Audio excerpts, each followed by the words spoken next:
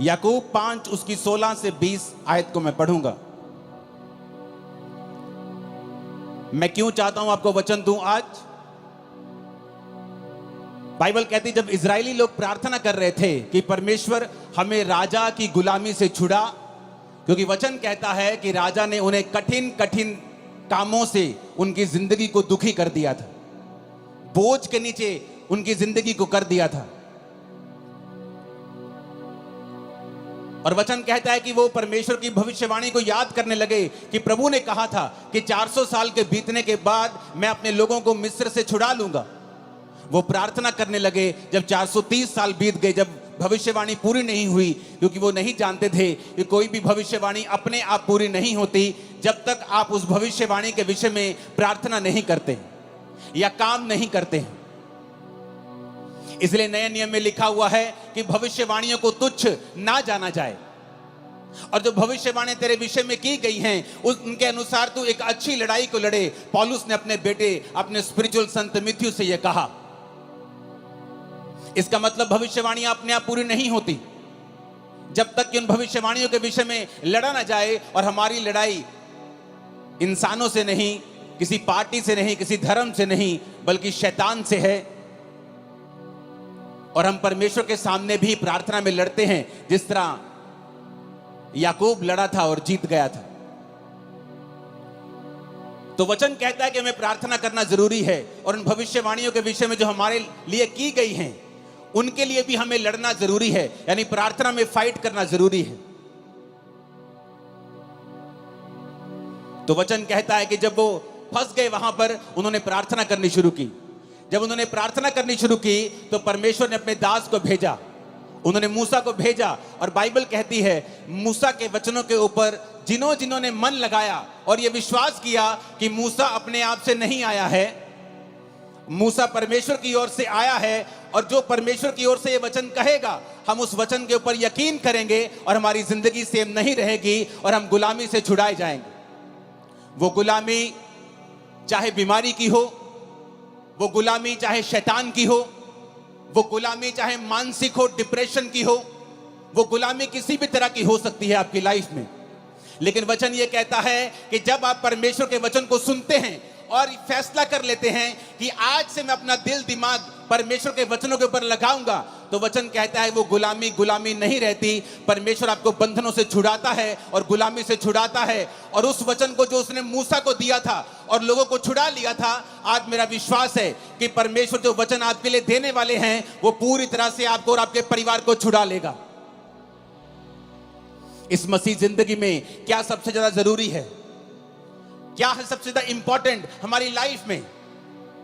आज जितने क्रूसेड्स आज तक मैंने किए हैं, मैं one of the most important word मैं आज आप लोगों के लिए लेके आया हूं। कल रात से मैं परमेश्वर की प्रेजेंस में था, अपने परिवार के साथ नहीं था, और प्रभु से कह रहा था कि परमेश्वर तेरा आत्मा मुझ पे जाहिर करे कि तू अपने लोगों से क्या कहना चाहता है। तो वचन कहता है याकूब 5 उसकी 16 से 20 आयत में, इसलिए तुम आपस में एक दूसरे के सामने अपने अपने पापों को मान लो और एक दूसरे के लिए प्रार्थना करो जिससे चंगे हो जाओ। धर्मी जन की प्रार्थना के प्रभाव से बहुत कुछ हो सकता है। एलिया भी तो हमारे समान दुख सुख भोगी मनुष्य था, और उसने गिड़गिड़ाकर प्रार्थना की कि मेह ना बरसे, तो 3.5 साल बारिश यानी मेह नहीं बरसा। फिर उसने प्रार्थना की, आकाश से वर्षा हुई और भूमि फलवंत हुई।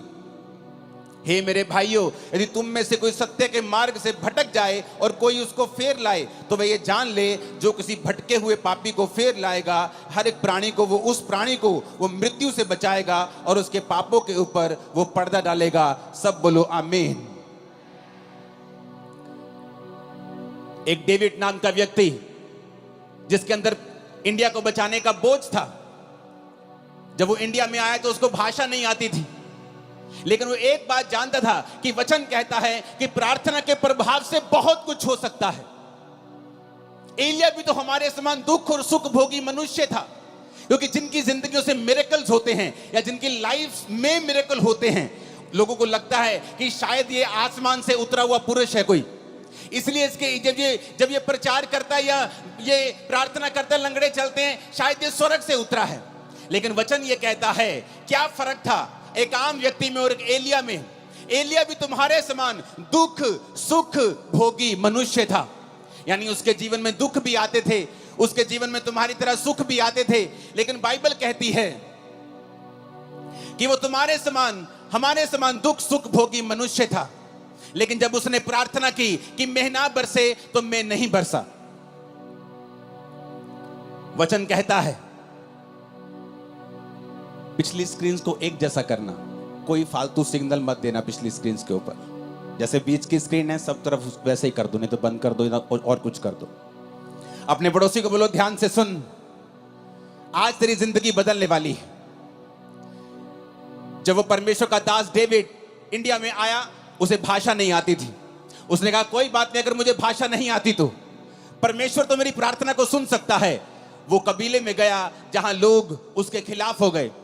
वो प्रार्थना करने लगा और उसने अपना जीवन प्रार्थना वाला कर लिया और घुटनों पे आकर रोज घंटों घंटों वो प्रार्थना किया करता था। एक दिन उस कबीले वाले ने सोचा कि ये फॉरेनर हमारे धर्म को बदलने के लिए आया है, जबकि वो ये नहीं जानते थे कि प्रभु यीशु मसीह धर्म को बदलने के लिए नहीं, वो जीवन को बदलने के लिए आए थे। जब उसने लोगों ने देखा कि ये धर्म बदलने के लिए शायद आया है, तो बहुत से कबीले इकट्ठे होकर उसे मारने के लिए गए। जब उसे मारने के लिए गए, जहां जंगल में वो प्रार्थना कर रहा था, उसके सामने खड़े हो गए। और जब उसे मारने लगे तो सांप उन लोगों के सामने आ गए और सांपों ने उन लोगों को इस डेविड को मारने नहीं दिया। डेविड बहुत लंबा समय नहीं जिया, जल्दी खुदा के पास गया, लेकिन उसकी सेवकाई एक प्रार्थना की सेवकाई थी। और हिस्ट्री कहती है कि उस प्रार्थना के कारण जो उसने रोज रोज परमेश्वर के सामने की, परमेश्वर ने उस कबीले के ऊपर दया की और एक बड़ी बेदारी दी। आज वो सब लोग परमेश्वर में हैं, मसीह में हैं, सच्चाई को जान चुके हैं। जॉन हाइडी नाम का इंसान, जिसे जॉन हाइडी ऑफ इंडिया कहते हैं, जबकि वो इंडियन नहीं था, वो एक अमेरिकन इंसान था। और उसके अंदर एक बोझ पैदा होता है कि मैं जाऊंगा और जो लोग बचे नहीं हुए, जो लोग परमेश्वर में नहीं हैं, जो सच्चाई नहीं जानते, मैं जाऊंगा और उन लोगों को बचाऊंगा।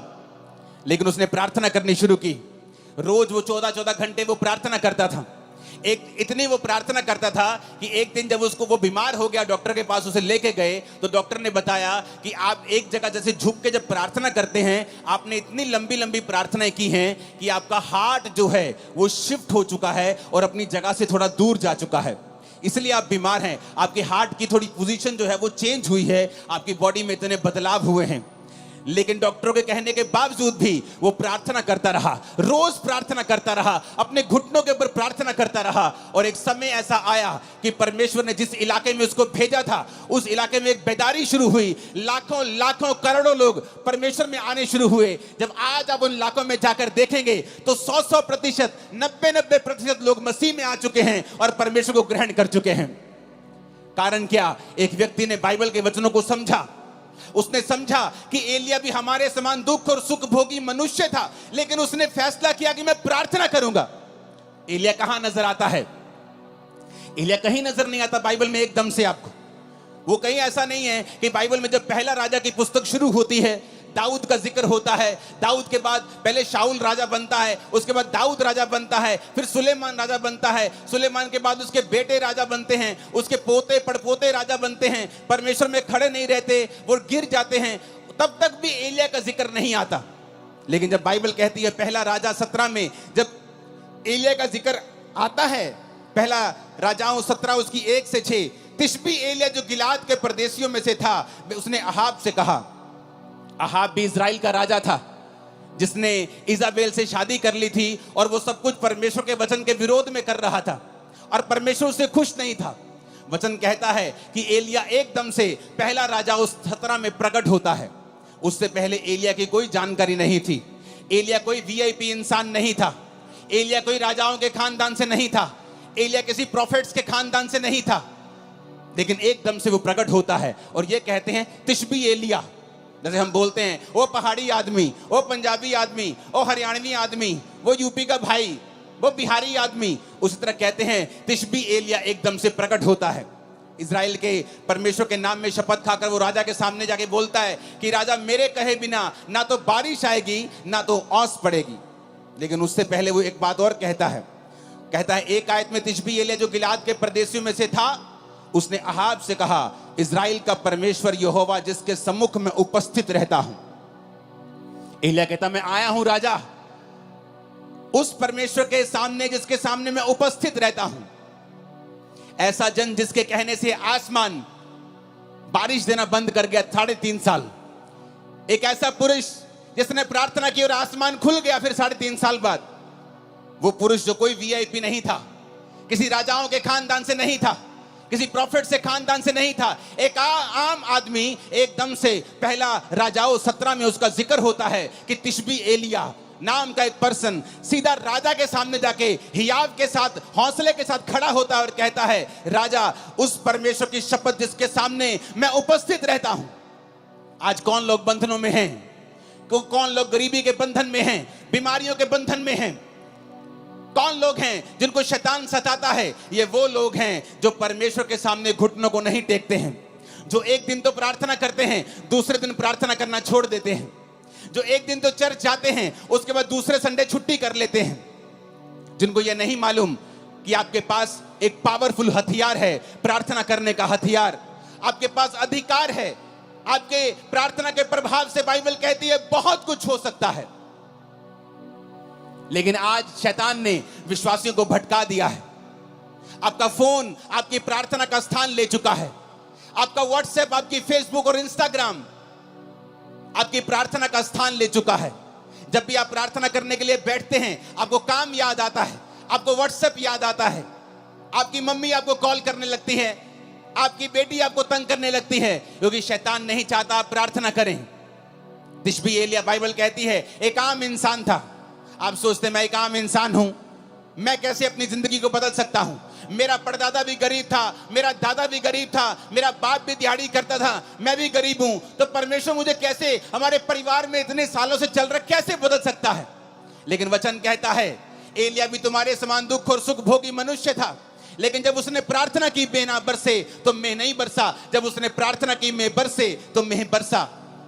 ऊंची आवाज में बोलो हालेलुया। हम प्रार्थना के महत्व को समझते हैं। एक पास्टर प्रार्थना कर रहा था और काम कर रहा था। बहुत साल उसने सेवा की, लेकिन इतने रूहें नहीं बचा पाया। उसको आंखों का रोग हो गया। जब आंखों का रोग हो गया, उसने कहा अब तो मैं सेवा नहीं कर सकता, लेकिन मैं प्रार्थना करूंगा। और उसने प्रार्थना करनी शुरू कर दी। जब उसने प्रार्थना करनी शुरू की, परमेश्वर ने एक पास्टर, 2 पास्टर भाई थे, उनके दिल में डाला कि वो जाएं और उस जगह के ऊपर प्रचार करें। और हिस्ट्री बताती है कि जब उसने प्रार्थना की तो रिवाइवल शुरू हुआ। वो 16-16 घंटे, 14-14 घंटे रोज प्रार्थना करता था। और उस जगह पे जब रिवाइवल आया तो 1 लाख लोग रोज यीशु मसीह को अपना जीवन देने लगे और पूरा इलाका परमेश्वर में आ गया। कारण प्रार्थना। कारण ये नहीं था कि वो दुनिया के बेस्ट बाइबल स्कूल में पढ़े थे या वो दुनिया के सबसे ऊंची यूनिवर्सिटी में पढ़े थे। उन्होंने बाइबल के वचन को समझ लिया था कि जब तू प्रार्थना करेगा मैं रास्तों को खोलूंगा, मांगो तो दिया जाएगा। उन्होंने समझ लिया था कि अगर मेरी जिंदगी में जो कुछ नहीं है, इसका कारण यह है कि हमने प्रार्थना नहीं की। जॉन हैडी, जिसकी वजह से पूरे का पूरा इलाका, पूरे की पूरी स्टेट्स परमेश्वर में है, वो कहता था आज प्रार्थना करने वाले लोग बहुत कम हैं और रोने वाले प्रार्थना में उससे भी कम हैं, और आहें भरने वाले प्रार्थना में तो है ही नहीं है। क्योंकि आज हम पवित्र आत्मा को समय नहीं देते कि वो आए और हमारे अंदर से हमको इस्तेमाल करे। आज प्रार्थना का जीवन नहीं है, इसलिए शैतान ये बात जानता है। वो बात जानता है, इसीलिए वो आपकी लाइफ में काम करता है। लेकिन वचन ये कहता है अगर आप इस प्रार्थना की पावर को समझ जाएंगे, अगर आप समझ जाएंगे आपके पास एक अधिकार है और आप परमेश्वर से प्रार्थना कर सकते हैं, जब तक वो उत्तर ना दे तब तक प्रार्थना कर सकते हैं, आपकी लाइफ कभी भी सेम नहीं रहेगी। मेरी लाइफ में जब मसीह में आने के कितने साल बाद भी जब मेरी लाइफ में चंगाई नहीं थी और मैं सेवकाई में आ चुका था, तो पवित्र आत्मा मुझे एक ही बात बोलता था कि तुझे पवित्रताई में रहना है, क्योंकि पवित्रताई में रहने से तो अपनी जिंदगी का बड़े से बड़ा अटैक खत्म कर सकता है। चाहे वो तेरे शरीर के ऊपर हो, तेरी आत्मा के ऊपर हो, तेरे फाइनेंस के ऊपर हो, तेरी सेवकाई के ऊपर हो। अगर तू पवित्रताई में चलेगा और गंदगी नहीं करेगा, व्यभिचार नहीं करेगा, चोरियां नहीं करेगा, तो परमेश्वर तेरी जिंदगी से बड़े बड़े बंधनों को तोड़ देगा और दूसरा पवित्र आत्मा ने कहा अगर तू प्रार्थना करेगा, ये टीम जो मेरे पीछे खड़ी है उनमें से कुछ लोग 20 साल से मेरे साथ हैं, ये लोग जानते हैं किस तरह से जब 2014, 13, 12 की बात है, मैं अपने प्रार्थना रूम में, जब ये भी मेरे साथ होते थे, जब प्रार्थना करने के लिए बैठते थे तो रोज 6 घंटे 5 घंटे इनके साथ अकेले मैं प्रार्थना करता था। इनके बाद उठ के फिर मैं अपने रूम में प्रार्थना करता था, उसके बाद रात को प्रार्थना करता था। मेरा सारा दिन प्रार्थना में बीतता था और मैं खुद नहीं जानता था कि मैं इतनी प्रार्थना कर रहा हूं, क्या परमेश्वर मुझे उत्तर देगा। लेकिन वचन कहता है उसमें की गई मेहनत कभी व्यर्थ नहीं जाती। वो आपकी प्रार्थनाओं को सुनता है। जो प्रार्थना आपने 10 साल पहले भी की हैं, प्रभु उनको भी सुनता है। और वचन कहता है कि वो अपने खोजने वालों को प्रतिफल देता है।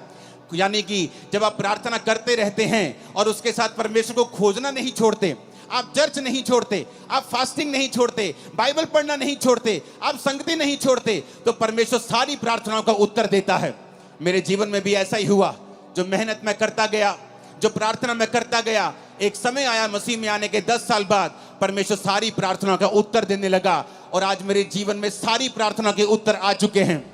लेकिन आज भी थोड़े दिन पहले की बात है, जब मैं अपने प्रार्थना के रूम में गया, मैं आपको ये टेस्टिमनी दूंगा, उससे पहले एक वचन हम और पढ़ेंगे। प्रेरितों के काम 3 उसकी 1 से 8 आयत में लिखा है, पतरस और यूहन्ना तीसरे पहर प्रार्थना के समय चर्च में जा रहे थे और लोग एक जन्म के लंगड़े को ला रहे थे, जिसको वो प्रतिदिन मंदिर के उस द्वार पर जो सुंदर कहलाता है बैठा देते थे कि वो चर्च में आने वाले उसे भीख मांगे। उस भिखारी ने पतरस और यूहन्ना को चर्च में जाते देखा और उससे भीख मांगी। पतरस ने यूहन्ना के साथ उसकी ओर ध्यान से देखकर कहा, हमारी ओर देख। और वह कुछ पाने की आशा से उनकी ओर ताकने लगा। तो पतरस ने कहा, चांदी और सोना तो मेरे पास नहीं है, परंतु जो मेरे पास है वह तुम्हें देता हूं। यीशु मसीह नासरी के नाम से चल फिर। उसने दाहिना हाथ पकड़कर उसे उठाया। उसके पांव और टखनों में तुरंत बल आया। वो उछलकर खड़ा हो गया, चलने फिरने लगा, चलता कूदता प्रभु की स्तुति करता हुआ उस चर्च में गया। वचन कहता है आज बहुत से लोग चाहते हैं कि उनकी मिनिस्ट्रीज में लंगड़े चलें, उनकी जिंदगियों से भी बड़े बड़े काम हों। जब वो प्रचार करें उनकी मिनिस्ट्री से भी बड़े बड़े काम हों। लेकिन अगर आप ध्यान से बाइबल पढ़ेंगे तो पतरस और यूहन्ना उस समय लंगड़ा चलाने के लिए या हीलिंग करने के लिए चर्च में नहीं आ रहे थे। वचन कहता है वो प्रार्थना करने के लिए चर्च में जा रहे थे। उनके लिए प्रार्थना इतनी इंपॉर्टेंट थी कि वो घर बैठ के प्रार्थना नहीं करना चाहते थे। वो ऐसे ही उठे कि तीसरा पहर है, चलो प्रार्थना करने के लिए वो घर से निकलते थे। प्रार्थना करने का एक इंपॉर्टेंस, एक महत्वता, एक बड़ा स्थान उनकी लाइफ में था। आज लोग कैसे प्रार्थना करते हैं? मोबाइल ऑन करके, टीवी ऑन करके, बच्चों के साथ,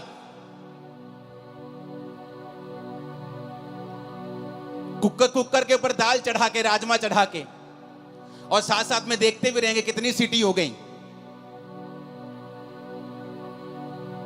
जैसी आपकी प्रार्थना है फिर वैसा ही रिजल्ट है। टूटी हुई प्रार्थना, बिना फोकस की प्रार्थना और टूटी हुई जिंदगी और टूटा हुआ रिजल्ट, चाहे वो सेवकाई में हो चाहे वो लाइफ में हो।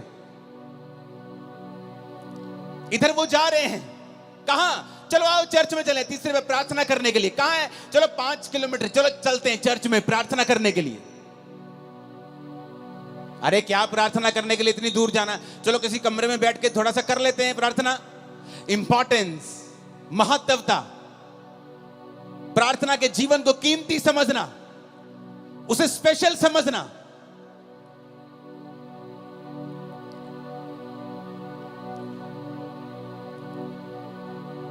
अफ्रीका के जाके हिस्ट्री देखो, जिन पास्टर्स ने उन्हें बदला है वो अपनी जिंदगी में 90-92% अपना पैसा परमेश्वर को देते, सिर्फ 8% रखते थे अपने पास। 14 घंटे रोज प्रार्थना करते थे और बोलते थे कि जिस पास्टर की प्रार्थना 8 घंटे से कम है वो अपने आप को फुल टाइम पास्टर बोलना बंद कर दे।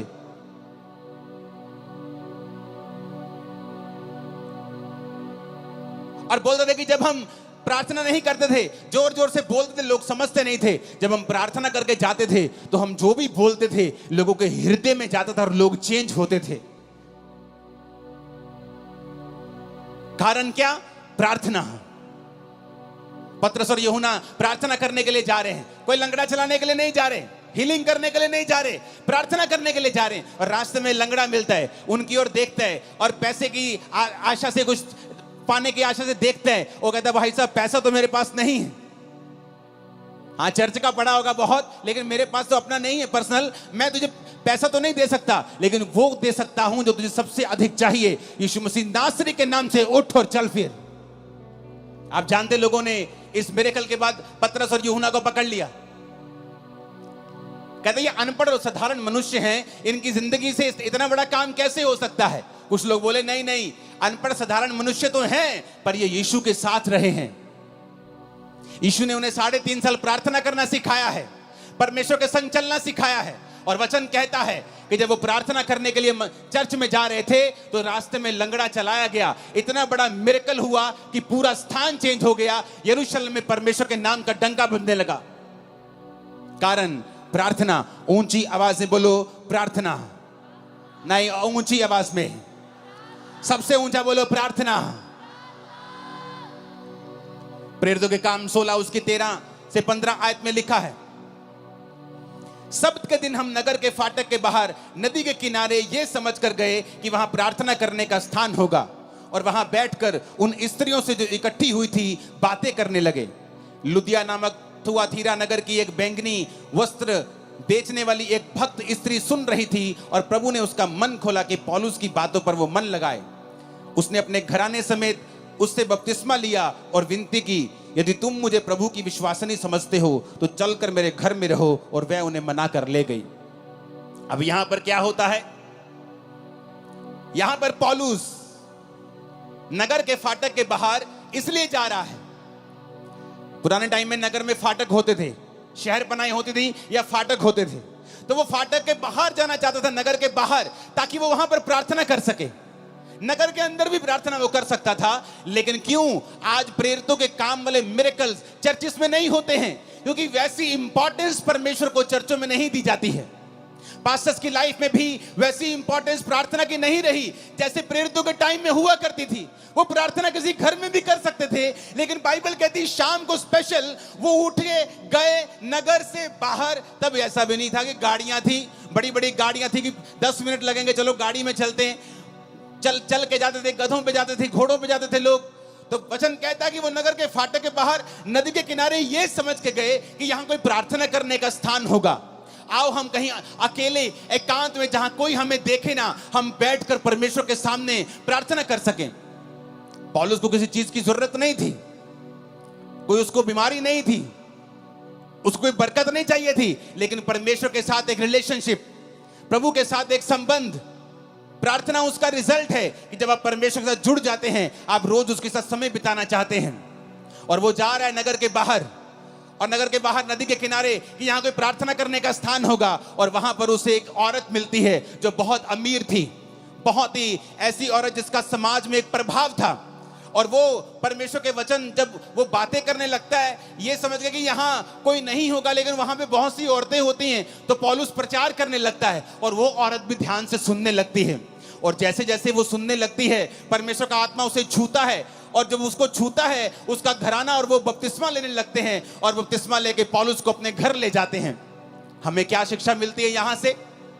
कि पौलुस भी प्रचार करने के लिए वहां नहीं गया, पौलुस भी प्रार्थना करने के लिए वहां जा रहा था। लेकिन जब वो प्रार्थना करने के लिए वहां जा रहा था तो वहां उसे प्रचार करने का मौका मिला। पतरस भी प्रार्थना करने के लिए चर्च में जा रहा था, लेकिन वहां उसे चंगाई करने का मौका मिला। तो हम क्या देखते हैं?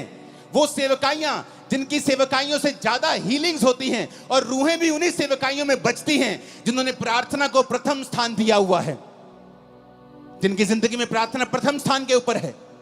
जो लंगड़ा चलाने के लिए प्रार्थना नहीं कर रहे, वो प्रार्थना करने के परमेश्वर के सामने उन्हें जाना है।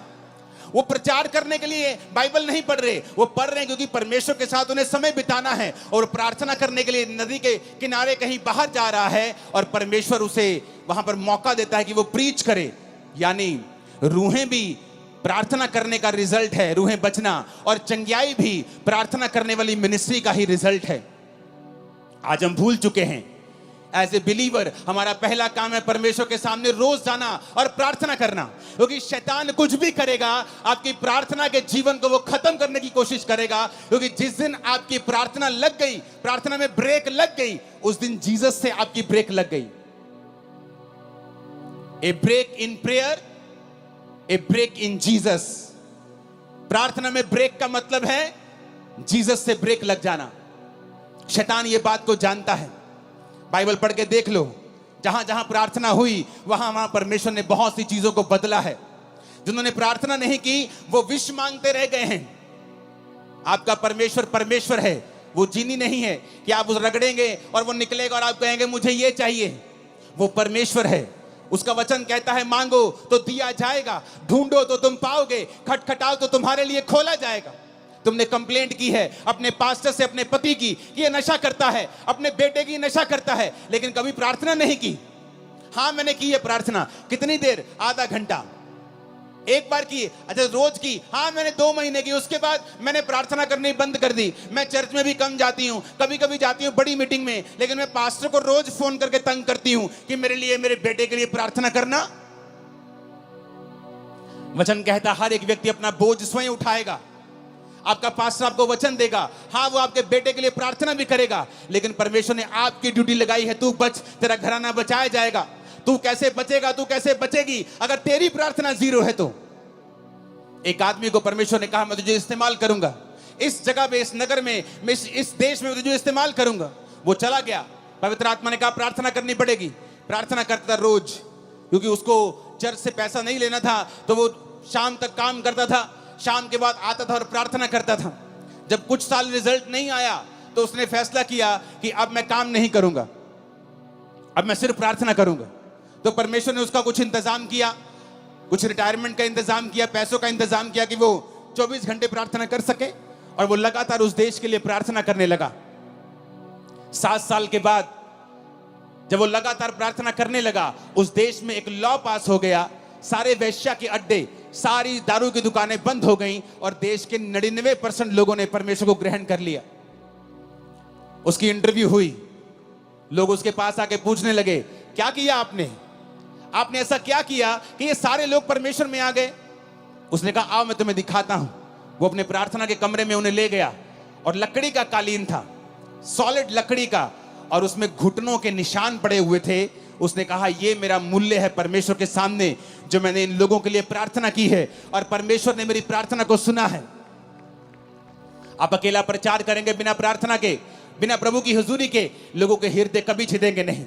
वो कभी परमेश्वर को ग्रहण नहीं कर पाएंगे, कभी परमेश्वर के वचन को समझ नहीं पाएंगे। आपको पवित्र आत्मा की फायर और ताकत चाहिए आपके प्रचार के पीछे, कि वो लोगों के हृदयों में जाए और वो आज से वायदा करके जाए कि परमेश्वर आज से कुछ भी हो जाए, मैं रोज प्रार्थना करूंगा, घंटों घंटों प्रार्थना करूंगा, तेरी हजूरी में आऊंगा, और मैं आपको वायदा करता हूं अगले कुछ महीनों और सालों के अंदर अंदर वो आपको छुड़ाएगा और सबसे ऊंचे स्थान के ऊपर लेके जाएगा। वो आपकी बेइज्जती को पूरी लाइफ के लिए खत्म कर देगा। आपकी लाइफ में नई शुरुआत को वो देगा। आमीन। ऊंचा और खतरनाक वाला चाहिए चर्च। ऊंची आवाज में हालेलुया बोलो 7 बार, जरा ऊंची आवाज में।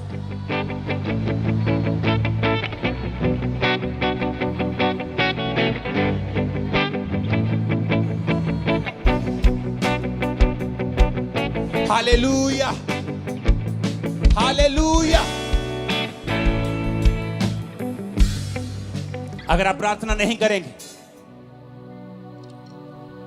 हन्ना अपने पति से लड़ती थी रोज, मेरे बेटा क्यों नहीं, मेरे बच्चा क्यों नहीं है।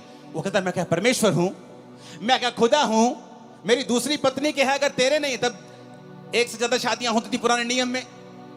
उसने कहा अगर तेरे नहीं है तो मैं क्या कर सकता हूं, क्या मैं परमेश्वर हूं? अगर परमेश्वर ने तेरी कोख को बंद कर दिया है तो मैं क्या कर सकता हूं। उसका रोना उसको बच्चा नहीं दिला पाया, रोज रोती थी, बच्चा नहीं हुआ, रोज कर लाती थी, कंप्लेंट भी करती होगी, परमेश्वर को ताने भी मारती होगी, कुछ नहीं हुआ। एक दिन हन्ना ने फैसला कर लिया। पहला शमूएल 1 उसकी 9 से 20 आयत में लिखा है कि हन्ना एक दिन परमेश्वर के घर में गई और वहां प्रार्थना करने लगी। और प्रार्थना कैसी की? दिल से, टूटे हुए मन के साथ, क्योंकि वचन कहता है वो टूटे और पिसे हुए दिल को कभी तुच्छ नहीं जानता। उसने परमेश्वर से प्रार्थना की कि परमेश्वर अगर तू अपनी दासी के दुख की ओर दृष्टि करे और मेरे को बेटा दे, तो मैं तेरे भवन में वो बेटा तेरी सेवा के लिए दे दूंगी। और उसके होंठ हिलते थे, क्योंकि वो पूरे मन से प्रार्थना कर रही थी, आंसुओं के साथ, लेकिन सुन नहीं रहा था वो क्या कह रही है। उस घर के सेवक ने समझा कि ये नशे में है। उसने कहा, ए औरत, अपना नशा छुड़ा, अपना नशा छोड़ दे, क्या वक वक बुड़बुड़ कर रही है तू? उसने कहा, मैं नशे में नहीं आई हूं प्रभु के दास, मैंने जो कुछ भी अब परमेश्वर को कहा है बहुत ही शोकित और कुड़ाई जाने के कारण कहा है। लोगों ने मुझे ताने मारे हैं, मेरी सौतन ने मुझे ताने मारे हैं, सास ने, सब ने ताने मारे हैं, मेरा दिल टूट गया है। मैंने फैसला कर लिया है कि मैं अपना जीवन प्रभु को दूंगी, मैं प्रार्थना करूंगी और परमेश्वर को अपना बेटा भी चढ़ा दूंगी। आपका एक फैसला प्रार्थना करने का, आपका एक फैसला सेवा करने का, आपका एक फैसला पवित्रताई में चलने का, आपकी पूरी लाइफ की बेइज्जती को बड़ी इज्जत में चेंज कर देगा। मैं भविष्यवाणी कर रहा हूं। आपकी सेवकाई को पूरी तरह से बदल देगा। मैं भविष्यवाणी कर रहा हूं। आपके बच्चों की लाइफ को पूरी तरह से बदल देगा। मैं भविष्यवाणी कर रहा हूं। आमीन। ऊंचाई आशीष आपकी है चर्च। Hallelujah, hallelujah. क्या आज आप फैसला करते हैं प्रार्थना करने का? क्या फैसला करते हैं? ये जानते हैं कि कोई भी व्यक्ति, कोई भी रिश्तेदार, कोई समाज, आपके एरिया का कोई बड़ा व्यक्ति भी आपकी लाइफ को चेंज नहीं कर सकता है। कुछ देर के लिए आपकी हेल्प कर सकता है, लेकिन पूरा टर्न अराउंड, आपकी लाइफ का पूरा बदलाव सिर्फ परमेश्वर कर सकता है। और वो तो आपको कहता है, ये दुनिया के थके हारे और बोझ नीचे दबे लोगों, मेरे पास आओ, मैं तुम्हें विश्राम दूंगा। मुझसे सीखो, मैं मन में दीन हूं, नम्र हूं। अपना जुआ मुझे दे दो। तुम्हारा जुआ भारी है, तुम्हारा बोझ भारी है, तुम्हारी बीमारियों का बोझ तुम नहीं उठा पाओगे, डिप्रेशन का बोझ तुम नहीं उठा पाओगे। मेरा बोझ ले लो। उसका बोझ क्या है? प्रार्थना करना उसका बोझ है, रूहों को बचाना उसका बोझ है, परमेश्वर के वचन के अनुसार चलना उसका बोझ है। उसने कहा, तुम मेरे अनुसार चलो तो तुम अपने मन में विश्राम पाओगे। वो विश्राम जो बड़े बड़े खरबपतियों के दिल में नहीं है। सब कुछ होते हुए इसलिए वो सुसाइड कर लेते हैं। बड़े बड़े मिलियन फॉलोअर्स वाले, 20-20 मिलियन फॉलोअर्स वाले सुसाइड कर लेते हैं, क्योंकि वो उनके मन में विश्राम नहीं है। और जीसस ने कहा, हे दुनिया के थके हारे और बोझ नीचे दबे लोगों, मेरे पास आओ, मैं तुम्हारा धर्म बदलूंगा। ये लिखा नहीं, उसने कहा, मैं तुम्हें विश्राम दूंगा। वो विश्राम जो दुनिया तुम्हें नहीं दे सकी, इंस्टाग्राम और फेसबुक नहीं दे सके, वो विश्राम जो सोशल मीडिया तुम्हें नहीं दे सका, तुम्हारा घराना नहीं दे सका, मैं तुम्हें वो विश्राम दूंगा। मेरे पास आओ, मैं तुम्हें विश्राम दूंगा। मुझसे सीखो, मैं नम्र और दीन हूं। अपना बोझ, अपना क्रूस मुझे दे दो और मेरा क्रूस उठा लो, क्योंकि उसका क्रूस हल्का है, उसका बोझ हल्का है। आज अगर बदलाव लाना है तो कलीसिया को प्रार्थना करनी होगी, उसको रोज परमेश्वर की प्रेजेंस में जाना होगा और घंटों परमेश्वर की हुजूरी में बिताने होंगे। देखना फिर क्या होता है। आज बहुत से कम विश्वासी ऐसे हैं जो बेदारी के लिए प्रार्थना कर रहे हैं। बहुत से कम विश्वासी हैं, आप में से बहुत से कम ऐसे होंगे जिसने इस एरिया की बेदारी के लिए प्रार्थना की है। जब आप परमेश्वर के कामों के लिए इस्तेमाल होने लगते हैं, आप प्रभु के लिए, दासों के लिए, प्रभु की सेवकाइयों के लिए, प्रभु के राज्य के लिए प्रार्थना करने लगते हैं और प्रभु के सामने रोज जाने लगते हैं, वो आपके पर्सनल कामों में भी करता है, आपके पर्सनल कामों को भी प्रायोरिटी पे करता है, आपकी हीलिंग को भी वो करता है, आपको चंगा भी करता है, आपके घराने को बचाता भी है, आपको ब्लेस भी करता है, गरीबी के दलदल से आपको बाहर भी निकालता है। जो होने वाला है आज रात के बाद, आप आए किसी और तरीके से, जाएंगे नहीं यीशु मसीह के सामर्थी नाम से। आप हो सकता है एक बांझ के रूप में यहां आए हों, लेकिन एक फलवंत स्त्री के रूप में भविष्यवाणी करता हूं, यहां से जा रहे हैं वापिस यीशु मसीह के नाम में। आमीन। चाहिए आशीष आपकी है चर्च। आप तैयार हैं परमेश्वर को अपना जीवन देने के लिए? आप तैयार हैं प्रार्थना करने के लिए? वही परमेश्वर हन्ना को रोज देखता होगा। हन्ना रोज बुड़बुड़ करती है, मेरे पुत्र क्यों नहीं हैगा, मेरे कुड़ी क्यों नहीं हैगी। अपने हस्बैंड से रोज लड़ती है। हस्बैंड रोज कहना, मैं रब्बा, मैं कोई रब्बा, मैं की करा। लड़ाई उसको कुछ नहीं दे पाई, खाना नहीं खाती, खाना छोड़ देती थी, कुछ नहीं हुआ। और एक फैसला किया, एक दिन मैं जाऊंगी और प्रार्थना करूंगी। सब कुछ बदल गया। मेरी लाइफ, मेरी सेवकाई प्रार्थना से बदली है। सब कुछ प्रार्थना से बदला है, परमेश्वर ने किया है। जब आप अपनी रिक्वेस्ट को, विनती को धन्यवाद के सहित परमेश्वर के सामने ले जाएंगे, उसने कहा मेरी शांति तो तेरी समझ से परे है, तेरे अंदर वास करेगी, तेरे विचारों को सुरक्षित रखेगी। आज हम बेचैनी में घूमते हैं, हर टाइम बेचैनी, हर टाइम चिंता, हर टाइम चिंता, हर टाइम वरी। क्यों? क्योंकि हम प्रार्थना करने वाले लोग नहीं हैं। अगर हम प्रार्थना करेंगे तो चिंता नहीं रहेगी, प्रार्थना करेंगे डिप्रेशन नहीं रहेगा, प्रार्थना करेंगे बीमारियां नहीं होंगी, क्योंकि बाइबल कहती है मुझ में की गई मेहनत कभी व्यर्थ नहीं होती, परमेश्वर ने कहा। जब मैं परमेश्वर में आया और प्रभु के बारे में मुझे मालूम हुआ, जब पहली प्रार्थना मेरे सिर पर हाथ रख के हुई थी, मैं कंप्यूटर इंजीनियर था, तब पहली प्रार्थना में समझ आ गई थी, क्योंकि मैं सब जगहों पे जा चुका था, सुसाइड करने वाला था, लेकिन ये बीमारियां और ये डिप्रेशन, नशे मुझे छोड़ के नहीं जा रहे थे। जिस दिन पहली प्रार्थना हुई, समझ आ गई थी कि मेरे जीवन में सचमुच परमेश्वर बड़े काम कर सकता है। जो पहला करंट मुझे प्रार्थना का लगा था, उससे मुझे समझ आ गई थी, लेकिन मैं हील नहीं हुआ, चंगा नहीं हुआ। और एक दिन पवित्र आत्मा ने मुझसे कहा वचन के जरिए, क्योंकि वचन मुझे पढ़ना पड़ता था, नहीं तो मेंटली अपसेट के अटैक होते थे मुझे, तो बाइबल पढ़ने से मेरे वो ठीक हो जाते थे। तो बाइबल पढ़ते पढ़ते वचन आया, हे मेरे प्रिय भाइयों, हियाव बांधो, दृढ़ रहो, क्योंकि तुम जानते हो मसीह में की गई मेहनत कभी व्यर्थ नहीं जाती। यहां लगा यह वचन दिल में, रेमा बन गया, मेहनत करनी शुरू की, 40 रोजे रखे, साल में 1 बार, 2 बार, 3 बार, 4 बार, 5 बार, 5वीं बार या 6ठी बार रोजे थे तो परमेश्वर ने मुझे छुआ और 2005 में उस डिप्रेशन से पूरी तरह आजाद कर दिया। आज 25 हो चुका, 20 साल से मैं पूरी तरह से आजाद हूं, नशे से, डिप्रेशन से। कारण क्या? प्रार्थना, जो परमेश्वर ने हमें अधिकार दिए हैं। आपने कंप्लेंट अपने पास्टर को की है कि आपने रोज प्रार्थना की है? आपने 2 महीने करके बंद कर दी, आपने लगातार प्रार्थना नहीं की। आपको वचन के ऊपर खड़े होना होगा जब अगर आप चाहते हैं रिजल्ट आए तो। संविधान में लिखा है अगर रजिस्ट्री आपके मकान की आपके नाम पर है तो कोई उस पर कब्जा नहीं कर सकता, लेकिन लोग कब्जा फिर भी कर लेते हैं। फिर आप क्या करते हैं? रोते हैं। क्या रोने से घर छूट जाएगा? आप लड़ेंगे, वो गैर कानूनी है। क्या करेंगे? आप केस करेंगे, कोर्ट में जाएंगे, संविधान के मुताबिक बताएंगे जज को संविधान में ये लिखा है और ये लॉ के मुताबिक ये मेरा मकान है। लेकिन आपको ये भूल गया कि बाइबल आपका संविधान है।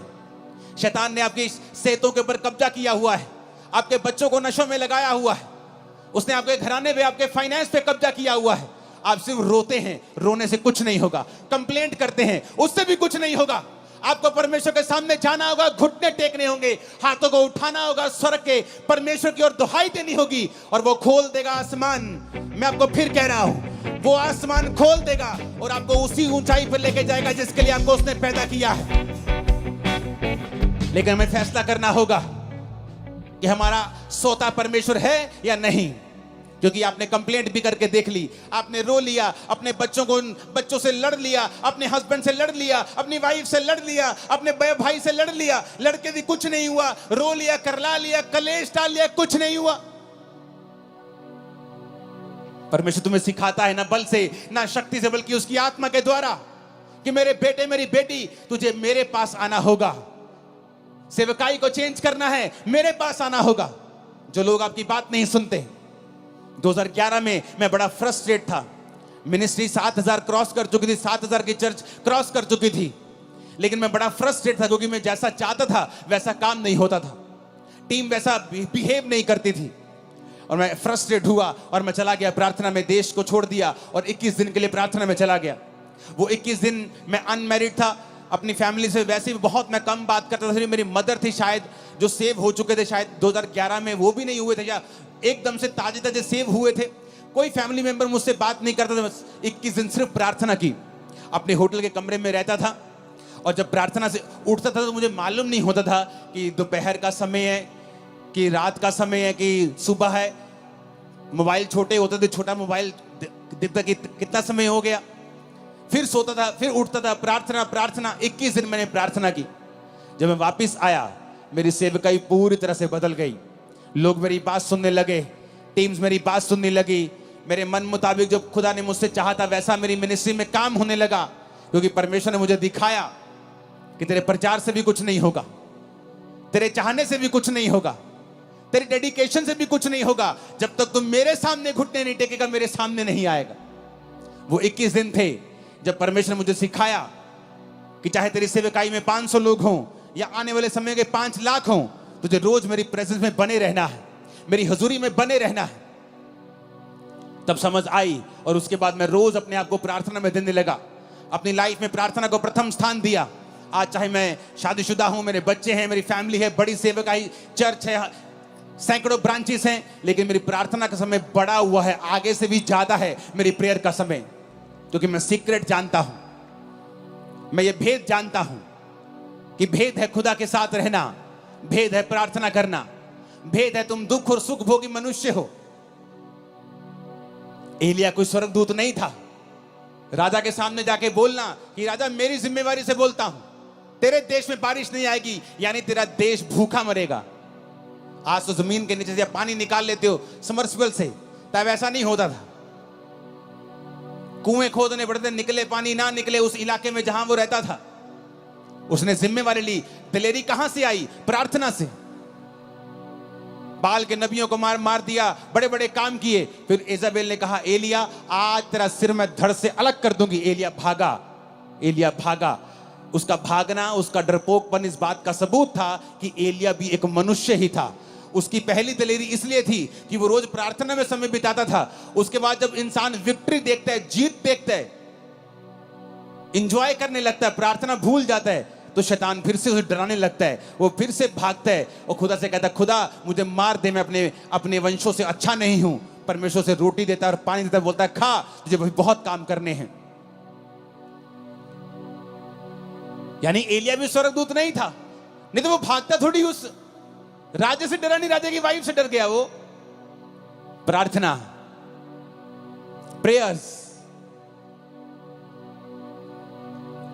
जब बड़े बड़े क्रूसेड्स होते हैं, लाखों लोग आते हैं क्रूसेड्स, लोग बोलते हैं अगले दिन आओ एंजॉय करते हैं, चलो आनंद मनाते हैं।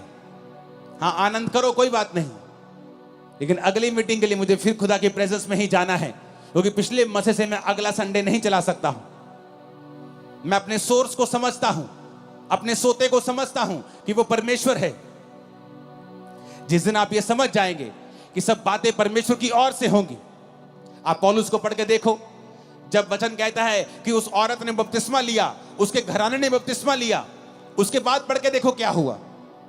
अगर आप 16 से लेकर 40 आयत तक पढ़ेंगे प्रेरितों के काम की, आपको मालूम होगा उसके बाद पौलुस की जिंदगी में बहुत से रास्ते परमेश्वर ने खोले। बड़ी जगहों के ऊपर वो गया सुसमाचार सुनाने के लिए, और आगे के आगे वो चलता गया। क्यों? उसकी जिंदगी जो थी वो प्रार्थना वाली जिंदगी थी। जब आप प्रार्थना वाली जिंदगी आपकी होती है, आगे के बाद आगे रास्ते खुलते जाते हैं। आप प्रार्थना बंद कर देते हैं, आप उस लेवल पर स्टक हो जाते हैं, अड़ जाते हैं, खड़ जाते हैं। जैसे जैसे पानी बहता हुआ रुक जाता है तो फिर वो स्मेल करता है, बहता पानी स्मेल नहीं करता है। आप पढ़ो पौलुस को, सिर्फ ये मिरेकल नहीं हुआ रूहें बचाने का, आगे भी बहुत से मिरेकल्स उसकी सेवकाई में हुए, क्योंकि वो प्रार्थना करने वाला जन था। उसको मालूम था कि मेरा सोर्स जो है वो परमेश्वर है। ऊंची आवाज में कहो आमीन। आप पढ़ो अपनी बाइबल को, रोज देखो कि कब कब प्रार्थना हुई है और कहां कहां प्रार्थना का रिजल्ट उनकी लाइफ में कैसा आया है। आप फिर समझ जाएंगे दुनिया की बड़ी बड़ी बेदारियां प्रार्थना से शुरू हुई। ये आज भी जो लाखों लोग यहां बैठे हैं, ये भी प्रार्थना का ही नतीजा है जो लोगों ने की है कि यहां बेदारी आए। हालेलुया। अगर आप वहां पे देखेंगे तो उसके बाद 16 आयत से, प्रेरितों के काम 16 उसकी 16 आयत से एक दुष्ट आत्मा को पौलुस निकालता है। जब वो जा रहा था, जो भविष्यवाणी करती थी, फेक थी। उसके बाद पौलुस और सिलास को पकड़ लिया जाता है और बंदी गृह में बंद कर देते हैं। वहां भी वो प्रार्थना और धन्यवाद करते हैं। वहां का दरोगा, वहां के लोग जब भूकंप देखते हैं उस जेल में और परमेश्वर छुड़ा लेता है, उनको भी वहां बचाता है। देखो कितने मिरेकल जुड़े हुए हैं इसी घटना के साथ। कैसे हुए? प्रेयर्स के कारण, कि वो जानते हैं अगर हम प्रार्थना करेंगे तो स्वर्ग खुलेगा। प्रभु यीशु मसीह, उससे ऊपर तो कोई नहीं है। लेकिन वचन कहता है 12 चेले चुनने से पहले प्रभु यीशु मसीह ने सारी रात प्रार्थना की। अगर वो परमेश्वर है तो फिर प्रार्थना करने की क्या जरूरत है? उसे सब मालूम है। लेकिन बाइबल कहती है वो संपूर्ण मनुष्य भी था और संपूर्ण परमेश्वर भी था, इसलिए उसे मनुष्य का पुत्र भी कहा जाता है और परमेश्वर का पुत्र भी कहा जाता है। सारी रात प्रार्थना की। कल आपकी बेटी का रिश्ता होने जा रहा है। आज रात को आप क्या कर रहे हैं? आप टीवी देख रहे हैं। कल आपने बड़े इंपॉर्टेंट काम के लिए जाना है। आज रात आप क्या कर रहे हैं? आप व्हाट्सएप पे हैं, आप इंस्टाग्राम पे रील्स देख रहे हैं। जिसकी तो रील्स देख रहे हैं उसको तो पैसे मिल रहे हैं, जिसको तो यूट्यूब पे आप फॉलो कर रहे हैं उसको तो पैसा मिल रहा है। आपको क्या मिल रहा है?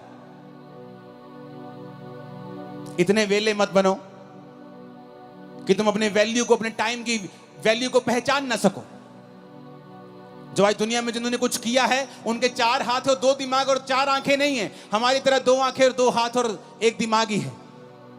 अपने समय का सदुपयोग करो, उसे परमेश्वर में इन्वेस्ट करो, लगाओ उसे परमेश्वर में, और आप अच्छा समय काटने वाले हैं। मैं भविष्यवाणी करके जा रहा हूं, अच्छा समय मुकेरिया चर्च आप काटने वाले हैं। आमीन ऊंचा चाहिए। हालेलुया। पढ़ो बाइबल, देखो क्या हुआ है प्रार्थनाओं के बाद। आप ध्यान से बाइबल पढ़ेंगे, इस स्थिति से पढ़ेंगे कि मैं पढ़ना चाहता हूं, मैं देखना चाहता हूं क्या हुआ है प्रार्थना करने के बाद।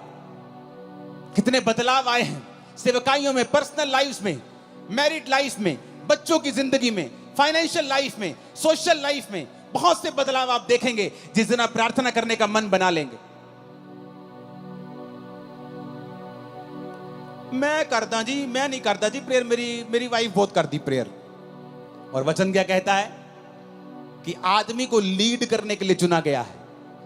जब आदमी, घर का आदमी लीड नहीं करेगा वो घर कहीं नहीं पहुंचेगा। औरत को जो आदमी लीड कर रहा है उसे संभालने का मसा दिया गया है। आज अगर इस सेवकाई में सैकड़ों ब्रांचेस हैं, उन्हें संभालने वाला मैं नहीं हूं, मेरी वाइफ है। स्पिरिचुअल सेवकाई करने वाला, प्रोटोकॉल बनाने वाला, दर्शन दिखाने वाला, आगे लेके जाना है, वो मेरा काम है। प्रभु क्या चाहता है, क्या बनाना है, नया क्या करना है, वो मेरा काम है। लेकिन जिस घर का आदमी प्रार्थना में नहीं होगा, यानी उस घर का अगुआ डेड है, तो फिर जो उस घर में है बस वाइफ वही संभाल के रखेगी। अगर वो उसके पास 200 है तो वो 200 को संभाल के रखेगी, 500 है तो 500 को संभाल के रखेगी। क्योंकि तुमने परमेश्वर से अगुवाई नहीं पाई है कि तुम आगे बढ़ सको। तुम आगे बढ़ोगे, तुम्हारी वाइफ उसे संभाल के रखेगी, पर तुम आगे तब बढ़ोगे जब परमेश्वर तुम्हारी आंखें खोलेगा और तुम्हारी अगुवाई करेगा। अब्राहम ने जब हाजिरा को निकाल दिया, इस्माइल को निकाल दिया, तो हाजिरा एक जगह जब रोटी पानी खत्म हो गया तो रोने लगी।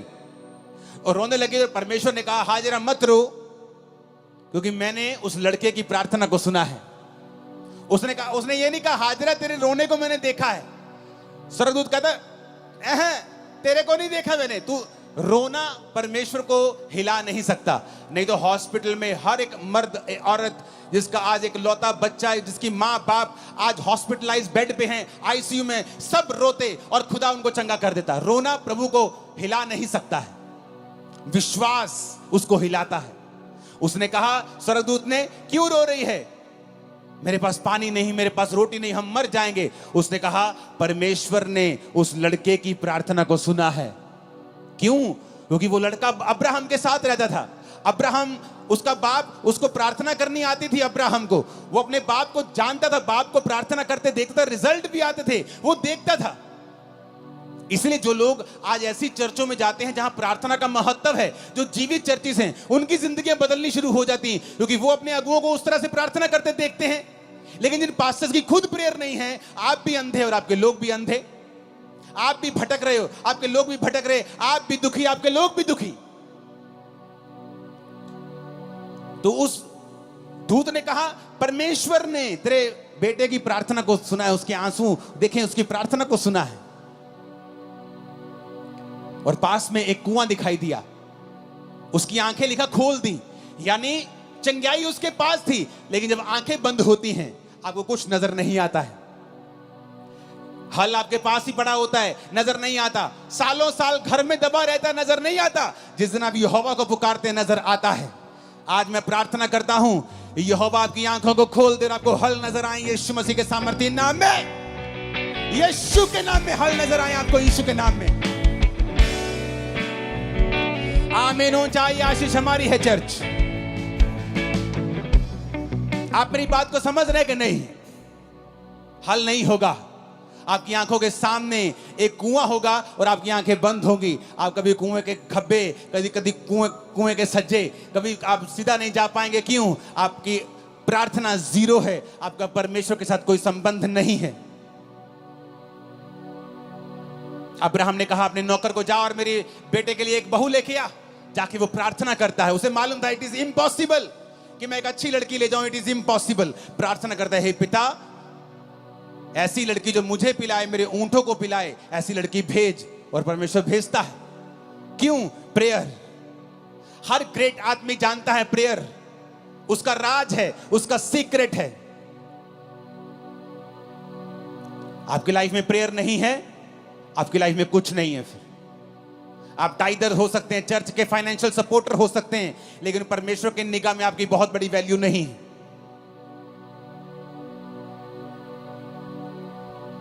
आज से अगर आपका फेसबुक अकाउंट आपको प्रार्थना करने से रोक रहा है, यहीं डिलीट करके जाना, खोल लेना जाके 50 दिन बाद जब प्रार्थना सेट हो जाए। खुदा ने कहा ऐसा इंसान जो तुम्हें काना करता है,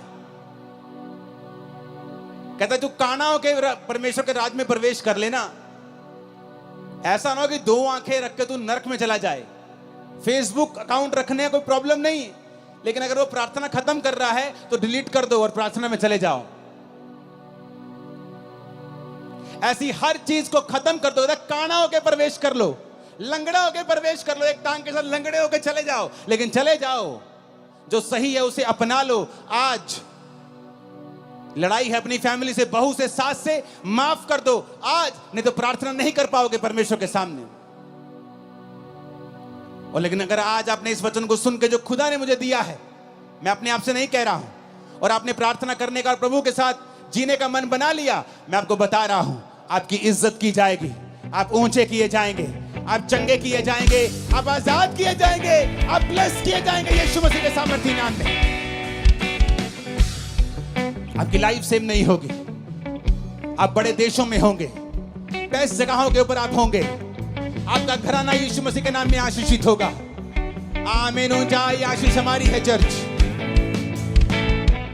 हालेलुया। मुझे टीवी पे देखना पड़ रहा है, कितने लोग हैं ऐसे दिख नहीं रहे आज।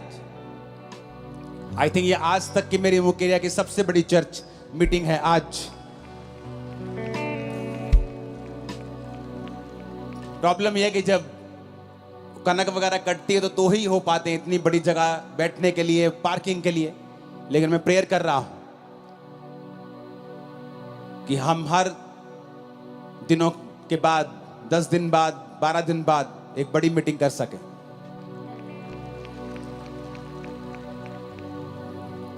अपने पड़ोसी को पूछो, बोलो तैयार हो यीशु के साथ जीवन जीने के लिए?